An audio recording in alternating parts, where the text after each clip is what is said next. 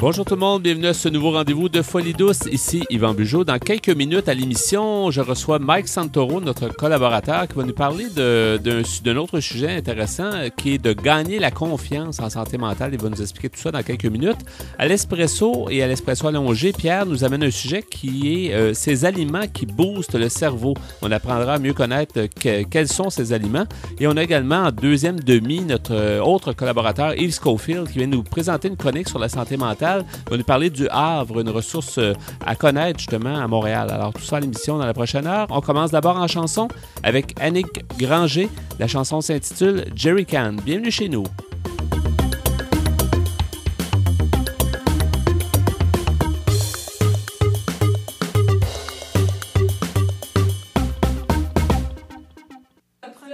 C'est beau, Pierre. Jen, c'est toi qui fais la manière? Oui. Qu'est-ce que tu fais?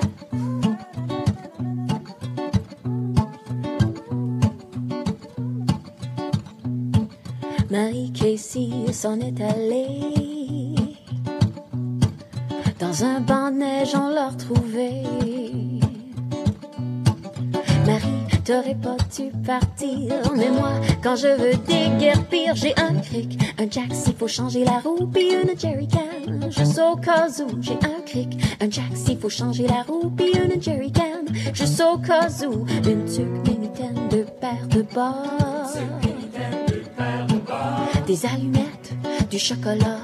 Des allumettes, du chocolat. Une lampe de poche, des piles d'extra. Mon amour, je n'ai pas besoin de toi. J'ai un cric, un jack s'il faut changer la roue, puis une jerrycan. Juste au cas où, j'ai un cric, un jack s'il faut changer la roue, puis une jerrycan. Juste au cas où, même par moi-même indépendant. À moins 40 quand ils vendent. Comme un scout, un bon café pour la route. J'ai un cric, un jack s'il faut changer la roue, puis une jerrycan. Juste au cas où, j'ai un cric, un jack s'il faut changer la roue, puis une jerrycan. Juste au cas où, quelques barres de granola, un bouquin de castaneda, ma bouteille d'eau, mon couteau suisse, en cas d'urgence, du cannabis. J'ai un cric, un jack s'il faut changer la roue, puis une jerrycan. Juste au cas où, j'ai un cric, un jack s'il faut changer la roue, puis une jerrycan. Juste au cas où, yeah.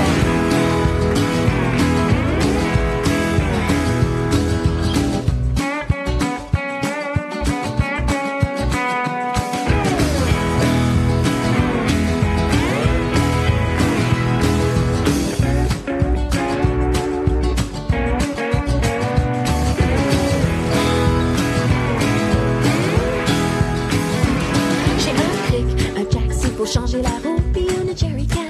Juste au cas où. J'ai un cric, un jack s'il faut changer la roue, puis une jerrycan. Juste au cas où. J'ai un cric, un jack s'il faut changer la roue, puis une jerrycan. Juste au cas où. J'ai un cric, un jack s'il faut changer la roue, puis une jerrycan. Juste au cas où.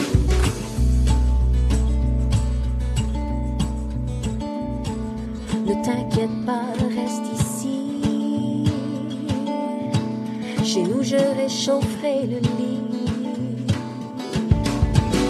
Serre ta pelle, sois sans souci. Je serai jamais ta Marie Casey. J'ai un cric, un jack s'il faut changer la roue, puis une jerrycan. Juste au cas où, j'ai un cric, un jack s'il faut changer la roue, puis une jerrycan. Juste au cas où, j'ai un cric, un jack s'il faut changer la roue, puis une jerrycan. Juste au cas où, j'ai un cric, un jack s'il faut changer la roue, puis une jerrycan. Juste au cas où. Serre ta pelle, sois sans souci. Je serai jamais ta Marie Casey. Que vous soyez au boulot ou dans l'auto, à moto ou à vélo, en manteau ou en speedo, vous écoutez Folie douce. Bien, c'est avec plaisir que je reçois Mike Santoro. Bonjour, Mike. Bonjour. Un habitué maintenant de l'émission. C'est intéressant de t'avoir parce que c'est toujours... souvent, on en parle ici dans l'équipe. C'est toujours intéressant de montrer des exemples positifs au niveau de la santé mentale. Tu sais, notre mot d'ordre de l'émission depuis les tout débuts, et depuis plusieurs années, mais moi, je dirais depuis les tout débuts, ça a toujours été de montrer quelqu'un sous un bon jour pour qu'il puisse influencer les gens positivement. Parce que je trouve qu'on a besoin de modèles, on a besoin de gens qui s'en sont sortis quand on parle de santé mentale. Puis si ça peut aider les gens, ben, tant mieux.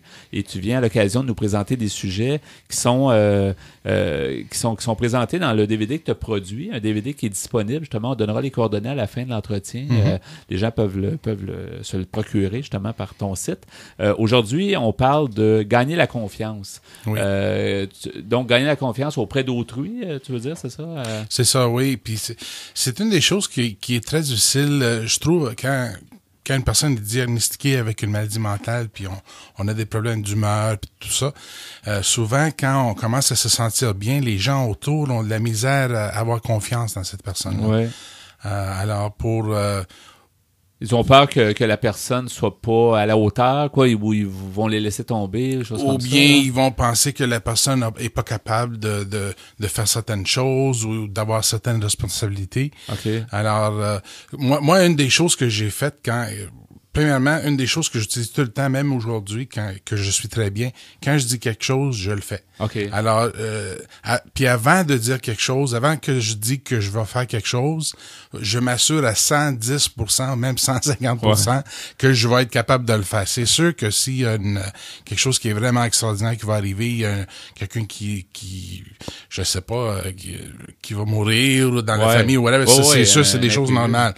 Mais je dirais pas, mettons, je vais venir ici pour faire l'entrevue, puis là, je viens pas. Ouais. Parce que ça renforce l'idée que t'es pas fiable, t'es pas. Ouais. Alors c'est ça que.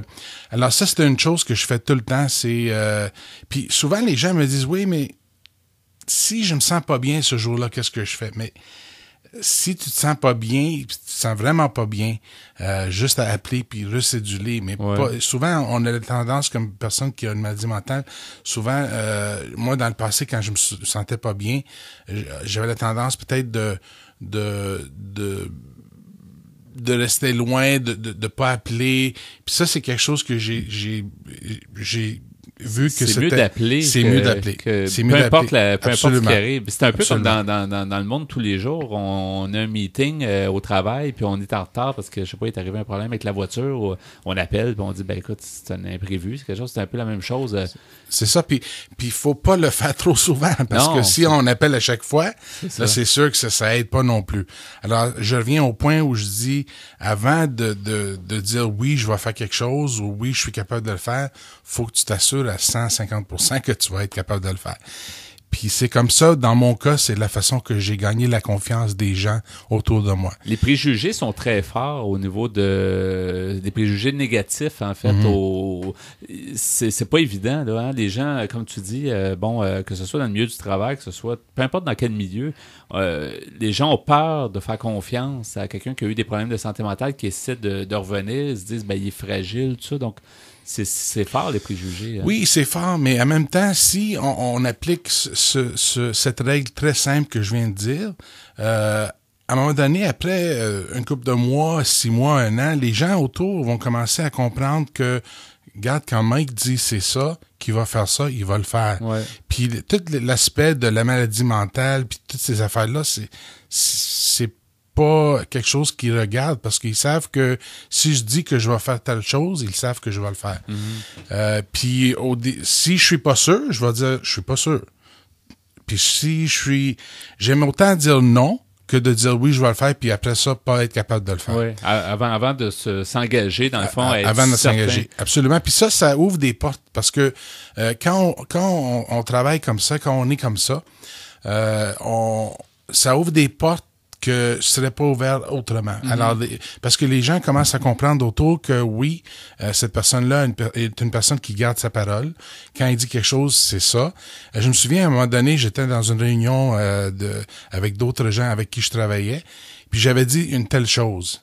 Puis toutes les autres disaient le contraire. Puis un des employés qui était là pendant longtemps, a dit à la directrice, a dit, Mike, quand il dit quelque chose, c'est ça. Mm-hmm. Puis ça m'a vraiment touché parce que puis c'est ça gagner la confiance. Ouais. Ça t'a prouvé finalement que les efforts que t'avais faits ont porté fruit. Hein, exactement. Gens, c'est ça. Mais ça c'est beau si la personne est assez rétablie. Mais on sait que la santé mentale, c'est quelque chose, tu sais, les gens qui ont vécu un épisode psychiatrique difficile, puis qui essaient de se refaire une vie, essaient d'avoir une vie un peu plus harmonieuse, à quel moment on est capable de tenter de gagner la confiance? Faut pas non plus, je pense, aller au-dessus de ses forces. Quand est-ce que toi, tu as eu le déclic de dire, je pense que je suis capable de gérer, puis je suis capable de promettre des choses? Mais ça commence au tout début, hein. Ça commence avec si on n'est pas capable de s'il y a quelqu'un qui va venir nous voir, comme au début, quand moi j'étais pas bien, j'avais pas la capacité de me brosser les dents, de prendre une douche, de me faire à manger. Alors si quelqu'un m'appelait puis disait, veux-tu aller prendre un café avec moi juste à côté de chez vous, je savais que j'étais pas capable même pas de me brosser les dents. Ouais. Alors souvent on se sent que faut qu'on dise oui parce qu'on veut y aller, je voulais y aller prendre ce café, mais je disais non, je peux pas parce que je sais que je peux même pas me lever du lit. Puis peut-être trouver des façons autrement de voir cette personne-là, de l'inviter chez nous. Encore une fois, si on commence, puis ça commence avec des petites choses. Des fois, on pense que des petites choses, c'est pas important. Mais même avec ma fille, quand elle me demande une petite affaire de rien, j'essaie tout le temps de dire la vérité puis de dire oui, je peux le faire, non, je peux pas le faire. Avant de t'engager, tu évalues absolument, même si c'est une toute petite affaire. C'est ça. Parce que c'est ça qui gagne la confiance des gens autour de nous. Pas juste des grosses affaires, pas juste si j'ai une grosse réunion ou une grosse conférence. C'est même des tout petites affaires. Et ça, on s'arrête pas. Même tout le monde, là, je veux dire, les gens qui n'ont pas nécessairement eu un vécu en santé mentale, on a tendance souvent à trop accepter de choses ou à s'éparpiller ou à... Fait, dans le fond, tes conseils vont aider une grande partie de l'auditoire.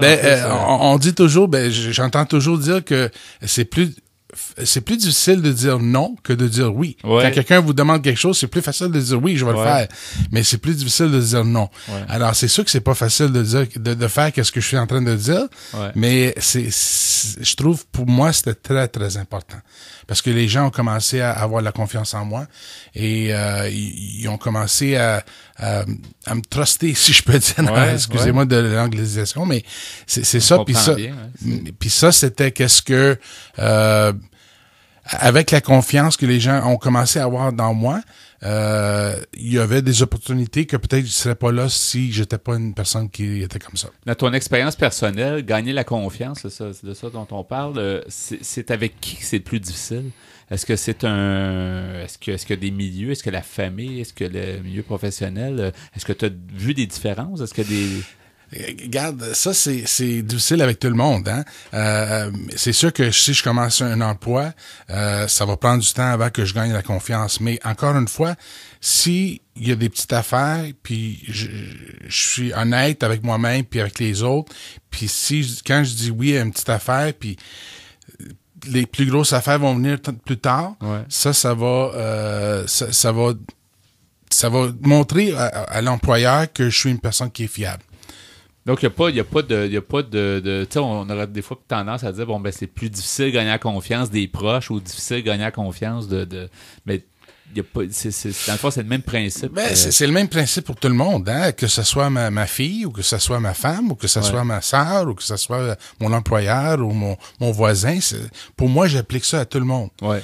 C'est pas différent parce que vous êtes quelqu'un de la rue ou quelqu'un que je rencontre dans la rue, excusez, ou bien si vous êtes mon employeur, j'applique ça avec tout le monde. Ouais. Puis d'être honnête, c'est sûr. D'être honnête parce que ça c'est l'honnêteté, pour moi c'est très important d'être honnête. Et pour arriver à faire ça, c'est d'être organisé aussi. Il y a déjà un bout de temps, tu nous avais parlé d'agenda, par exemple, mais ça aide beaucoup parce que tu peux savoir ton horaire du temps. Est-ce que je déborde ou est-ce que je suis capable de dire oui ou non?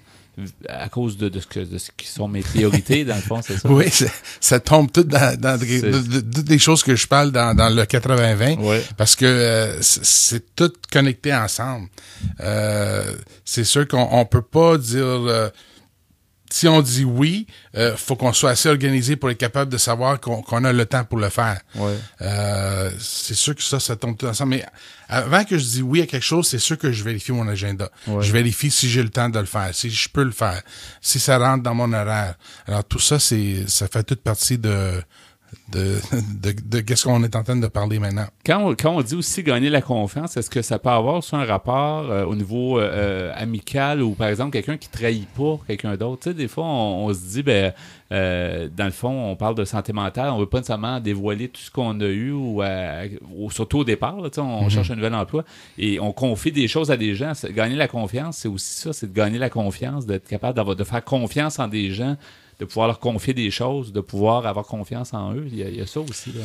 Oui, il y a ça aussi. Puis pour moi, mettons, si on parle de travail, si on parle des collègues de travail, avant que je disais aux gens que j'avais une maladie, je le disais pas à tout le monde. J'ai travaillé dans des places où il y avait 3, 4, 5, 100 personnes qui travaillaient là. Et je choisissais à qui en parler. Parce que au début, je prenais le temps de bien connaître ces gens-là. Puis une fois que j'avais connu les gens qui étaient là autour de moi, qui travaillaient autour de moi, j'ai pris le temps de choisir comme il faut à qui je disais que j'avais une maladie mentale. Puis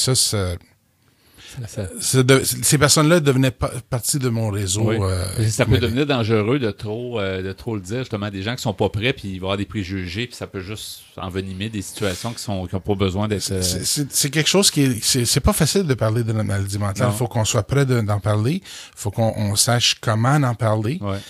Faut qu'on soit confortable. Faut qu'on connaît bien de qu'est-ce qu'on parle, parce que si on le sait pas de qu'est-ce qu'on parle, on peut faire l'inverse. Ça peut ajouter à la stigmatisation, préjugés et tout ça, la discrimination, Oui, Mike, il reste quelques instants à l'entretien. C'est toujours intéressant de te recevoir.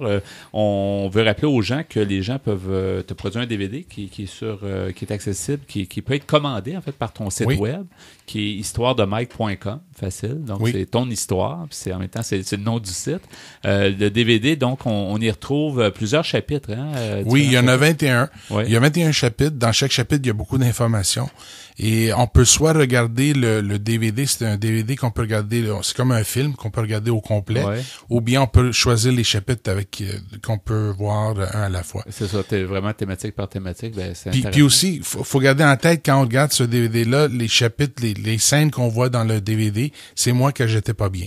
Alors, faut bien garder ça en tête quand on regarde ce DVD-là. OK, c'est bien, mais ça va dédramatiser les choses, ou en tout cas, ça va faire mieux connaître, ça va mieux informer la population sur... merci beaucoup, Marc. C'était un plaisir encore une fois de te recevoir. On va se reparler une prochaine fois à l'émission. Merci. Merci. À bientôt. Merci. Au revoir.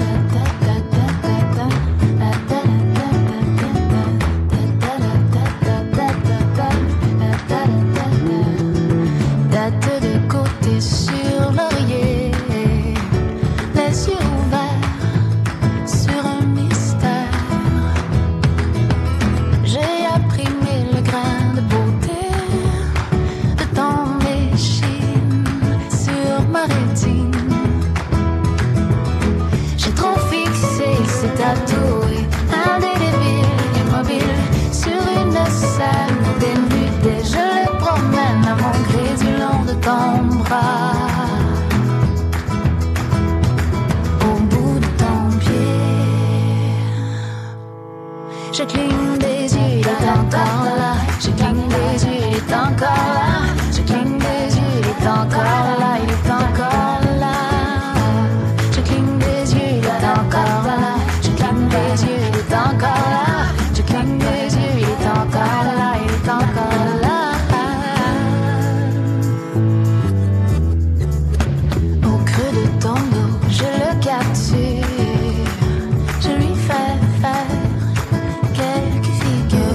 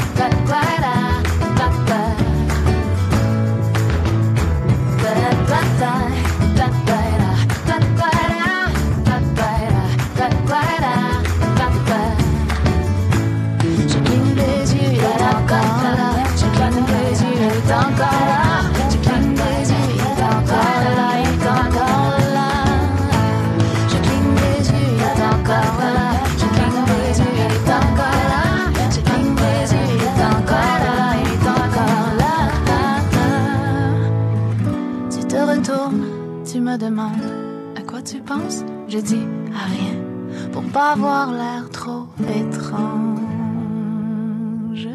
Vous voulez mieux nous connaître et communiquer avec nous? Visitez notre site Internet à l'adresse antenne.qc.ca. antenne.qc.ca. Nous sommes maintenant rendus au bloc Espresso. Bonjour Pierre Laporte. Salut Yvan. Bonjour Chelem Allo. Bonjour, bonjour. Aujourd'hui, Pierre, tu nous proposes un sujet, ces aliments qui boostent le cerveau. Oui, j'en avais déjà parlé par le passé. Il y a certains aliments qu'on recommande pour la bonne santé du cerveau, pour le bon fonctionnement Pour du être cerveau. plus intelligent ou plus pas plus nécessairement? Plus performant en haut des épaules. C'est des aliments, on dit culturistes entre du les deux cerveau. oreilles. Oui, on pourrait dire. Ça provient du site psychologie.com et l'article a été écrit par Mme Anne-Laure Veynaud, qui est journaliste française. Alors, je vais vous en lire quelques passages. Ouais. Alors, elle commence en nous disant que l'intelligence et la mémoire ne se nourrissent pas que d'enseignement ou d'entraînement. C'est aussi dans l'assiette que se joue la santé du cerveau. Si une alimentation équilibrée est la clé de voûte, optimiser certains de nos apports permet d'agir sur nos fonctions intellectuelles et nos facultés d'apprentissage. Les aliments qui optimisent l'intelligence maintenant. Elle nous parle des fruits et des légumes frais, mais colorés. Comme par exemple le potiron, les tomates, les oranges, les fruits et les légumes orangés et rouges regorgent de bêta-carotène. C'est un pigment qui se transforme en vitamine A une fois absorbé par l'estomac. Or, la vitamine A sert à faire le ménage dans notre organisme et de surcroît dans notre tête. En effet, nous dit-elle, c'est une vitamine antioxydante, ce qui signifie qu'elle s'attaque aux radicaux libres, ces substances toxiques qui endommagent nos cellules. Par ailleurs, qu'ils soient ou non colorés, les fruits et les légumes sont riches en vitamines et en minéraux, lesquels aident à combattre la fatigue et le stress. Mais attention à ne pas les faire bouillir, ils risquent d'y perdre leur vertu. Mieux vaut donc de les faire cuire à la vapeur ou en papillote. Elle nous recommande donc les tomates, les poivrons, les carottes, les abricots, les pêches, les mûres, les fraises, framboises, etc. Ou cru, c'est encore mieux, finalement. Oui. Cru, quand ton père Ça veut est. dire que si on mange des tomates à tous les jours, on n'a pas de bonne diète, mais on a une bonne mémoire. Ben, c'est une bonne diète aussi, je pense. Oui. Hein? La tomate, c'est pas mauvais. Oui. Maintenant, un autre groupe, ce sont les produits laitiers. Ils nous apportent des protéines, mais aussi les vitamines B2 et B12. La première est nécessaire au fonctionnement du cerveau. La seconde est la vitamine du développement intellectuel. Alors, au menu, on pourrait avoir du lait, des yogourts, des fromages, mais à chaque repas. C'est-à-dire un peu, mais à chaque repas. Juste à exclure pour ceux qui sont intolérants. Oui, On n'aimera pas de nom. Oui, mais on peut être intolérant au lactose. Là, Mais moi, je suis intolérant au lactose, mais je prends du lait quand même, mais sans lactose. Sans lactose. Ouais. Ensuite, il y a le groupe des huiles végétales. Les matières grasses sont indispensables au bon fonctionnement du cerveau, mais pas n'importe lesquelles. Les huiles végétales sont celles sur lesquelles il faut miser. Riches en oméga 3 et en vitamine E, elles protègent notre cerveau en neutralisant les radicaux libres.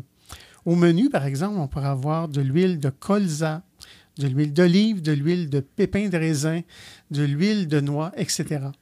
Maintenant, un autre groupe. Moi, j'ai juste... l'huile, c'est peut-être bon, mais c'est coûteux, par exemple.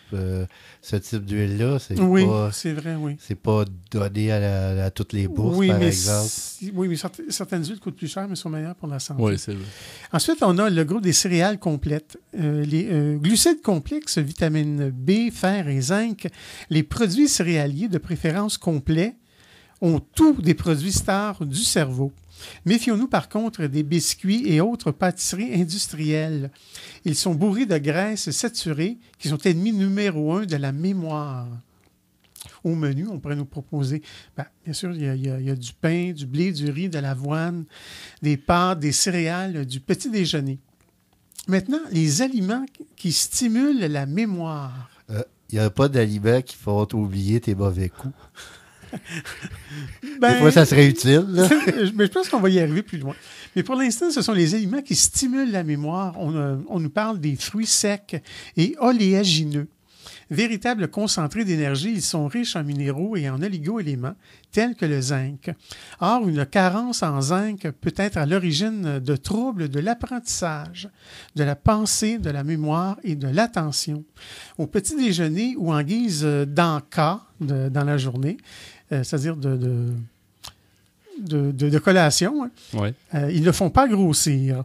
Croquons alors quelques fruits secs. Ils nous aideront à maintenir nos neurones au top de leur capacité. Ouais. Alors, au menu, on pourrait avoir des raisins secs, des abricots secs, des amandes, des noisettes, des noix, Des etc. dattes. Puis des, une pause un peu sec et plate. Là, je veux dire, parce Non, que- non, mais c'est bon, des fruits secs. Ouais, c'est quand mais même faut rempli de- pas abuser non plus. À tous les jours, ça peut devenir peut-être un petit peu tannant. Une fois, Sont- Mais sont pourquoi? verts. Moi, des amandes, j'adore ça, les noisettes aussi. Ils sont verris aussi. Mais tu sais. c'est huileux, donc ça fait travailler le foie un peu plus fort. Il faut faire attention. Cette chronique culinaire, vous présentez vers non, c'est une blague. Et ensuite, on a les poissons gras. Ouais. Ce Oui, sont- oui, c'est bon. Oui, ce sont nos principaux fournisseurs en oméga 3, lesquels sont essentiels au fonctionnement de nos neurones et jouent un rôle important sur la mémoire. Pour un cerveau en pleine forme, il faut les mettre au menu 2 à 3 fois par semaine, comme par exemple les sardines, les maquereaux, le hareng, le saumon, etc. Et finalement, le dernier groupe, il y a les abats. Les abats sont plus riches encore en fer que les épinards. Et même Popeye serait d'accord. Le mets préféré des joueurs de quilles. C'est ça. Ça va. Le fer permet le transport de l'oxygène jusqu'au cerveau. Il favorise une bonne mémorisation et une bonne concentration. Dommage que les enfants n'en raffolent pas généralement, car les abats pourraient bien les aider à mémoriser leurs leçons et leur poésie. Au menu, on pourrait avoir, par exemple, du foie, du cœur, des rognons, des riz de veau, et surtout, le boudin noir, que certaines personnes détestent, mais que je mangeais quand ma mère me faisait à manger, puis que je détestais Tu pas. détestais pas du boudin, Oui. ouais. Ouais. Excellent. Moi, j'aime As-tu pas un ça. dernier commentaire? Moi, j'aime pas beaucoup ça, du boudin. Alors, on va revenir plus tard dans la Oui, deuxième tu vas portion. poursuivre. Donc, sur Oui. les aliments qui boostent le cerveau, c'est intéressant de savoir finalement la variété d'aliments qui vont aider le cerveau justement à nous aider à être meilleurs, à être plus, comme tu l'as mentionné. Alors, on continue plus tard à l'émission sur ce même sujet à Folie douce.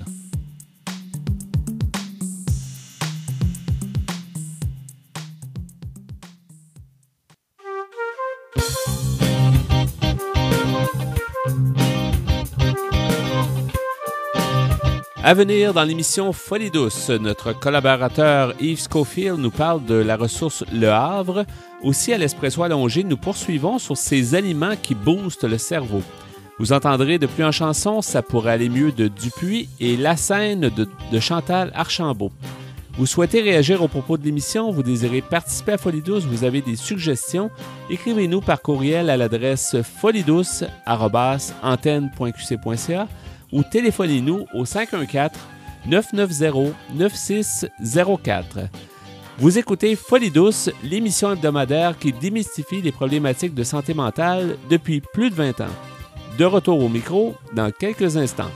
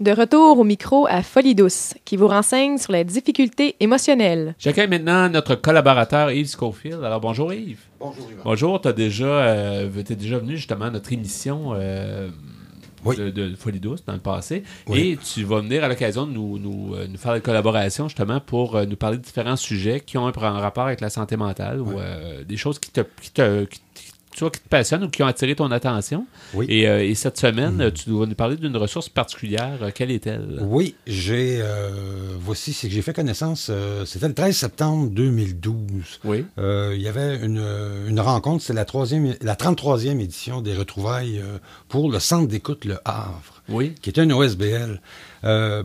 on sait, on était à une époque où il y a beaucoup de coupures, puis on entend parler beaucoup d'OSBL qui ont des difficultés, mais là, mon intention, c'est pas d'en parler dans ce sens-là. J'ai vraiment découvert cet endroit-là, puis d'une façon très spéciale.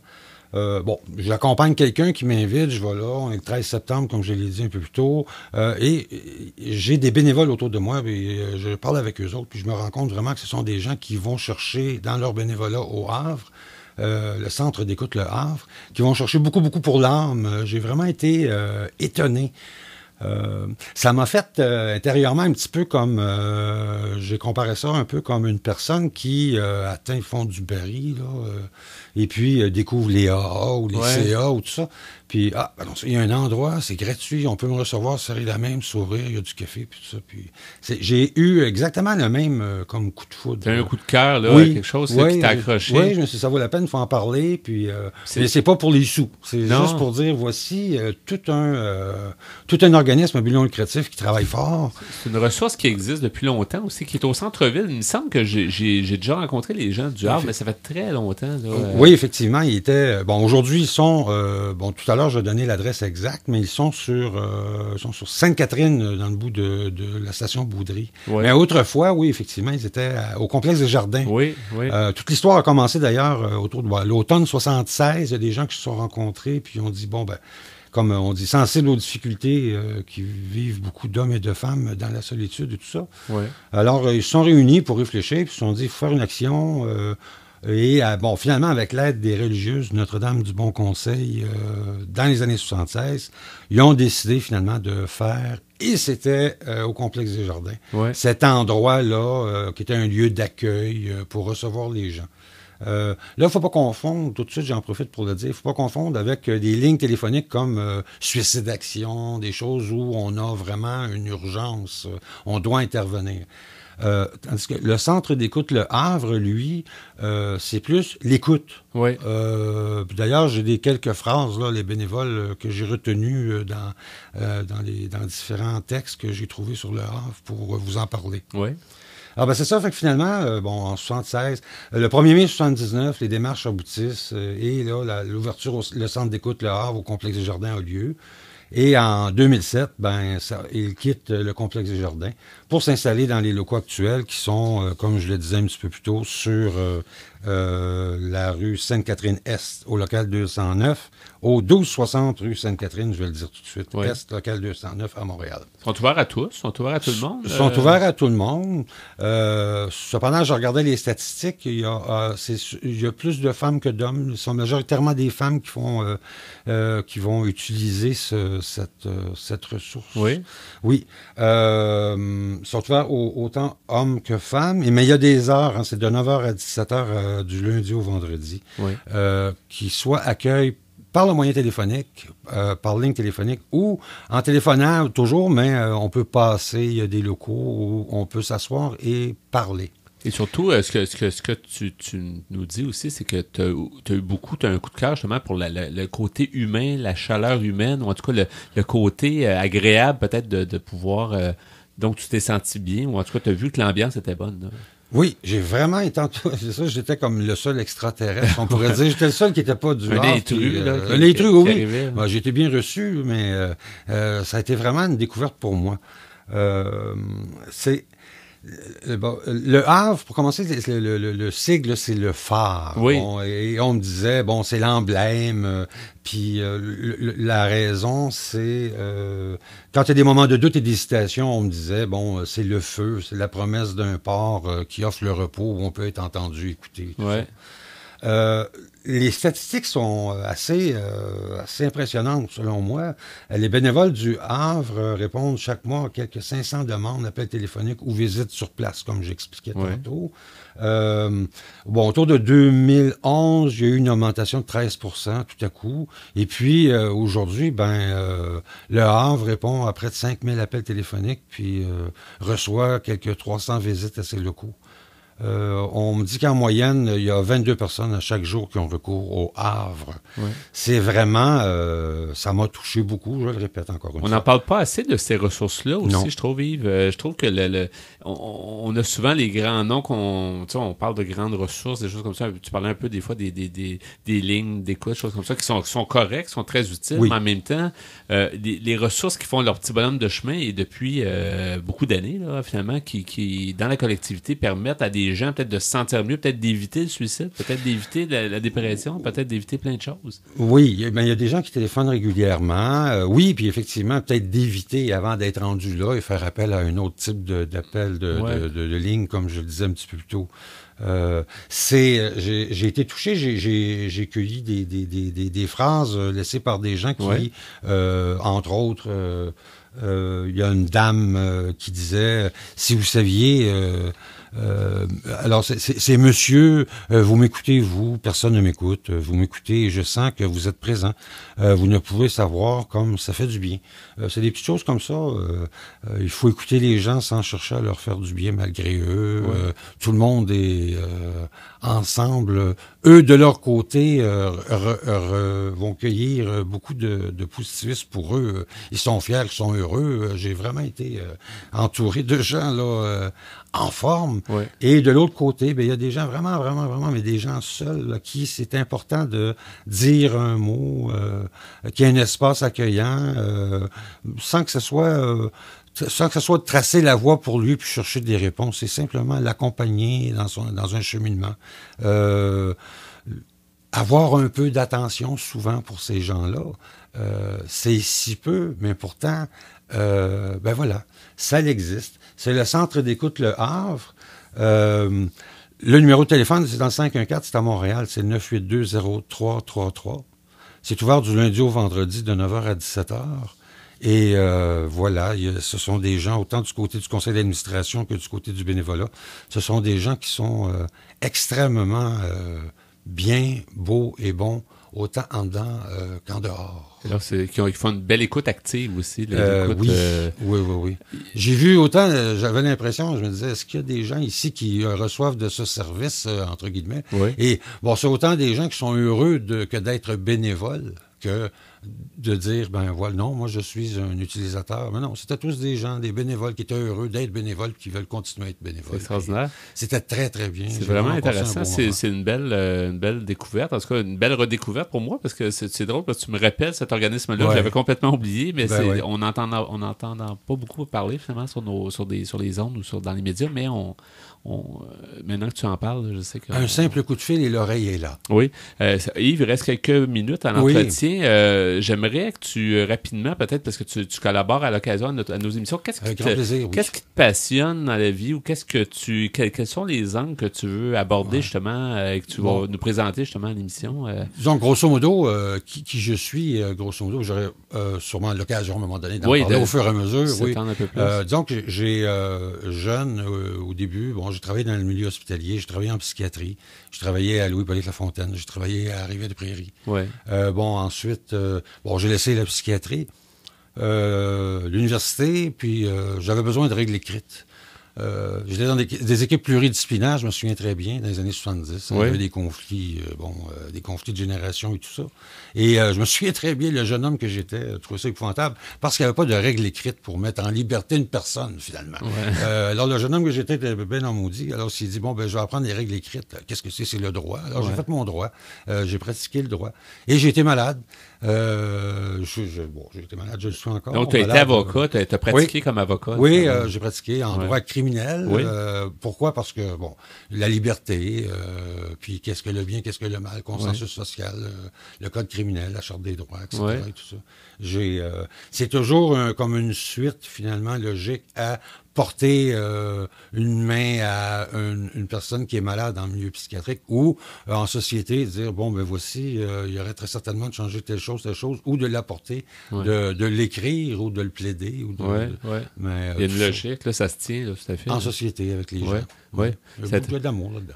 Donc, il y a beaucoup, ça reste que ça influence qui tu es, mais en plus, il y a plein d'autres sujets que éventuellement tu vas nous amener qu'on pourra. Oui, et avec grand plaisir, parce que j'aime beaucoup le groupe groupe. Si Mais c'est très, mais c'est très intéressant. On ne le dit pas assez souvent qu'il a gagné des choses. Oui, c'est ça. Ben voilà. Un prix qu'on est content, puis c'est grâce à tout le monde. Puis je pense qu'il y a un côté humain que on sent en ondes, et c'est ça qui est intéressant. Alors, je suis content d'être là et avec vous. Ben, merci Yves, puis c'est un rendez-vous aussi à une prochaine fois à l'émission. Tu es toujours le bienvenu. Donc, merci beaucoup. À la prochaine. Merci. Au revoir.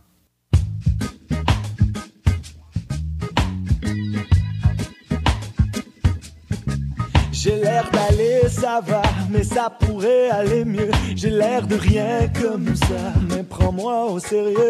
Tu sais pas ce que je cache, ce que j'ai de plus précieux. J'ai l'air d'aller, ça va, mais ça pourrait aller mieux. À bout de souffle, à bout des ressources, mais avec beaucoup d'espérance.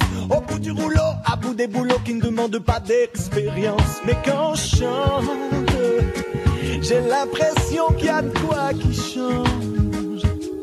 Oh, l'épaule à la roue, on nous pousse dans le cul, à chacun son trou désigné. Au manque d'air, on étouffe à resserrer une ceinture déjà trop serrée. Mais quand je chante, j'ai l'impression qu'il y a de quoi qui change. Oh ouais, quand je chante, c'est un cri pour gérer ma crise. Ton corps, mon corps, c'est tout ce qu'on possède ici. Ton corps, mon corps, c'est tout ce qu'on a pour faire sa vie.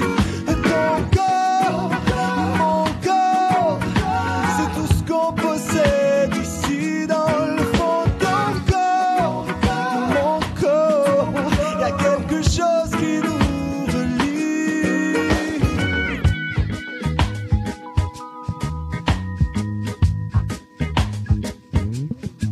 Allez, on s'entraîne, la graisse est pas saine, enfin on peut boire sans fumer. On mange de façon saine, mais y a jamais d'aubaine sur le trio bio-VG.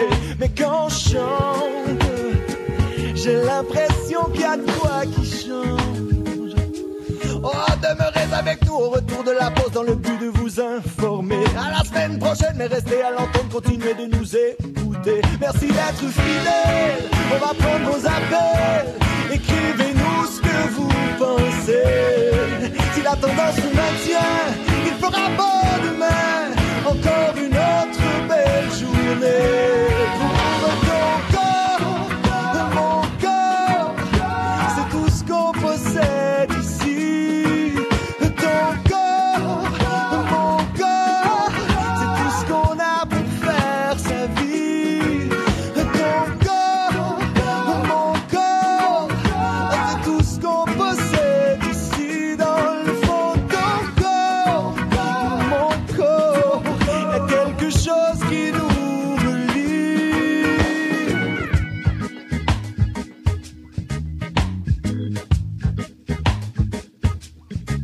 J'ai l'air d'aller, ça va, mais ça pourrait aller mieux. J'ai l'air de rien comme ça, mais prends-moi au sérieux.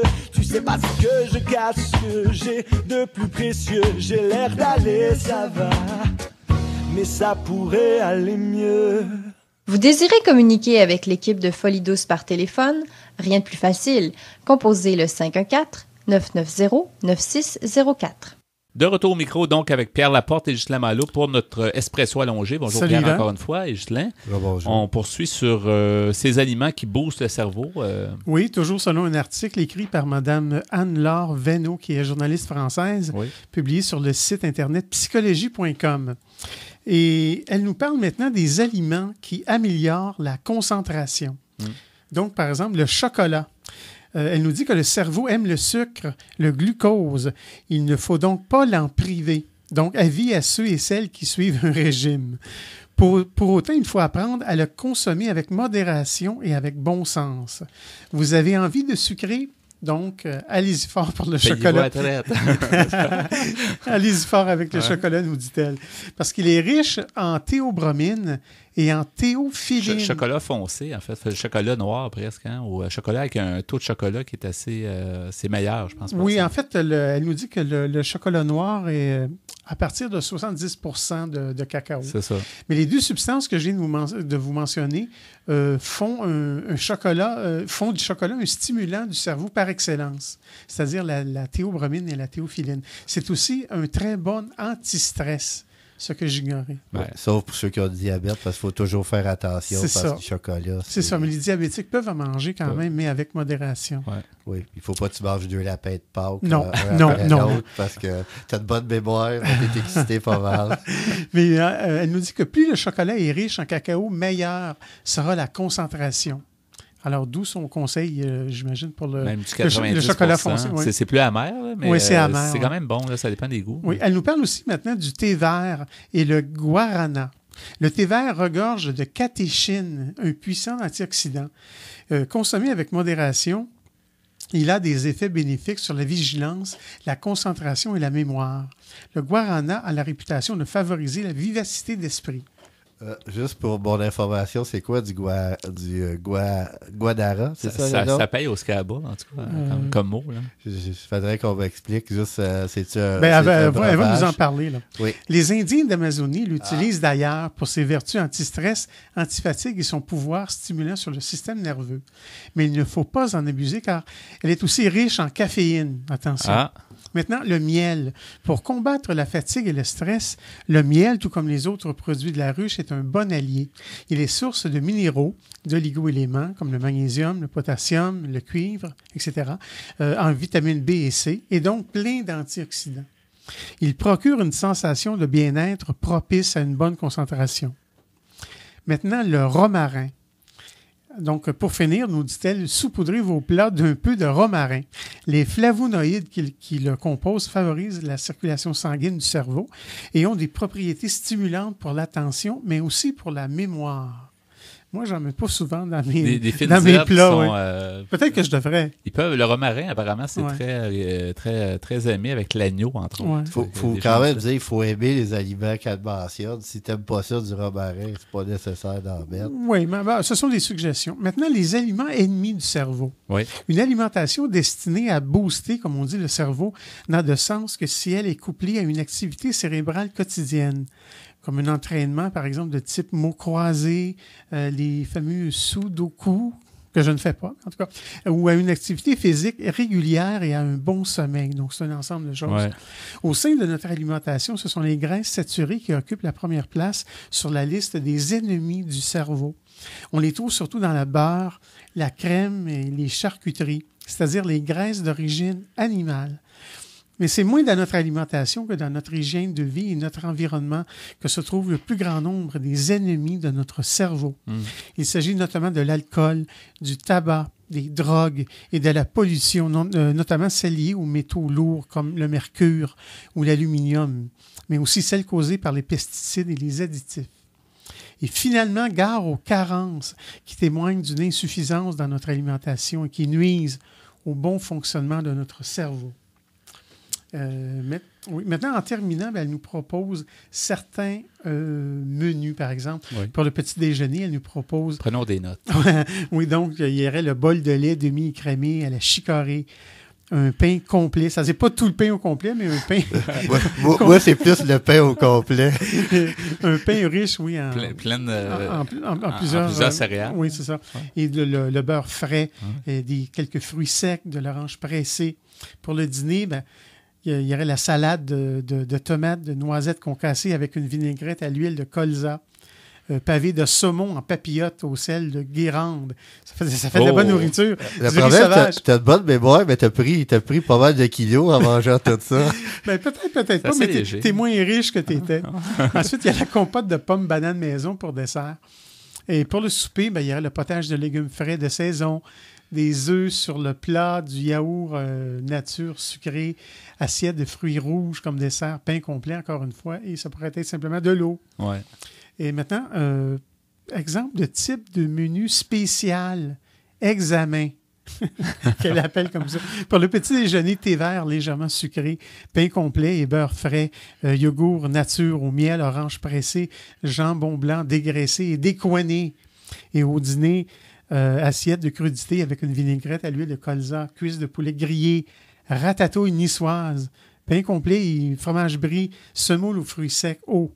Et pour le goûter, c'est-à-dire pour la collation, smoothie aux bananes et, ou à la mangue, aux eau de fleurs d'oranger et yogourt nature. Donc... Ça, c'est à peu près un repas, tu sais, qu'on appelle un 5 course, c'est de 5 c'est beaucoup pour dîner. C'est beaucoup de choses. Ce sont des suggestions. C'est quand même léger. Ça semble beaucoup, mais je pense que c'est quand même léger à prendre. Ça paraît trop lourd. Ça dépend de la quantité. C'est un ensemble de choses. Ça prend de l'exercice aussi. C'est intéressant. Les aliments qui boostent le cerveau, ça nous donne quand même une bonne idée. Hein? Il y a merci beaucoup, Pierre, pour ce beau sujet. Merci, Ghislain, pour ta participation également. On poursuit en chanson à l'émission Folie douce. Demeurez des nôtres.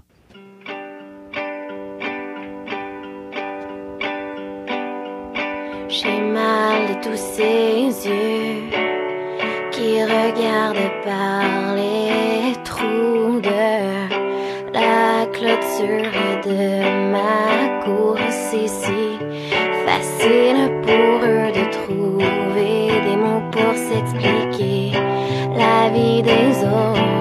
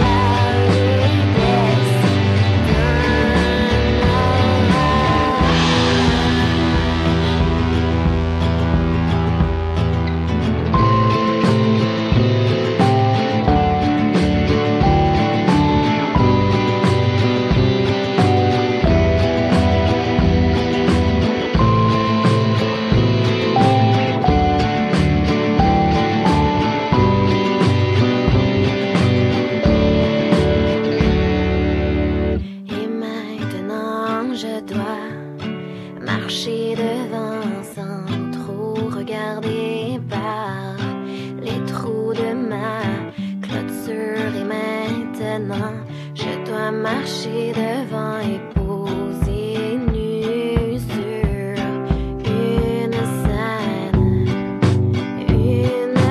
scène ornée de grands rideaux que je refermerai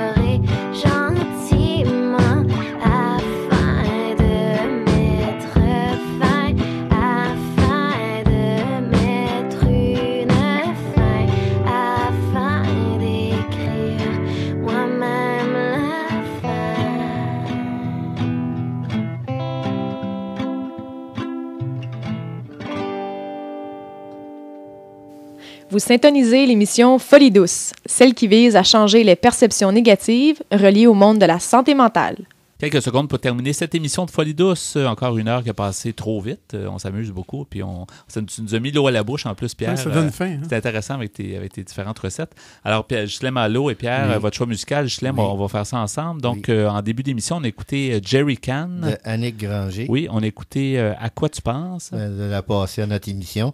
C'est une chanson de Sophie Baudet. Oui, en deuxième demi, on a écouté Ça pourrait aller mieux. De Dupuis. Et à l'instant, on a écouté La Scène. De Chantal Archambault. Oui, voilà. Merci beaucoup pour votre choix musical. Merci Ghislain. Donc, ta participation également à l'émission. Merci Pierre pour la mise en onde, ainsi que les blocs Espresso et Espresso allongé. Bienvenue. Merci beaucoup de ta participation. Je remercie en début d'émission notre collaborateur Mike Santoro qui nous a parlé de comment c'était important de gagner la confiance, surtout quand on a eu un problème de santé mentale. C'est important pour que les gens, justement, nous fassent confiance. Alors, c'était intéressant de le recevoir à l'émission. On a également eu notre collaborateur Yves Scofield qui nous a parlé de la ressource Le Havre, qui l'a beaucoup impressionné. Il a beaucoup aimé son expérience là-bas. Donc, c'est Yvan Bugeaud à l'animation. Je vous souhaite de passer une bonne semaine et à la prochaine Folie douce. Au revoir.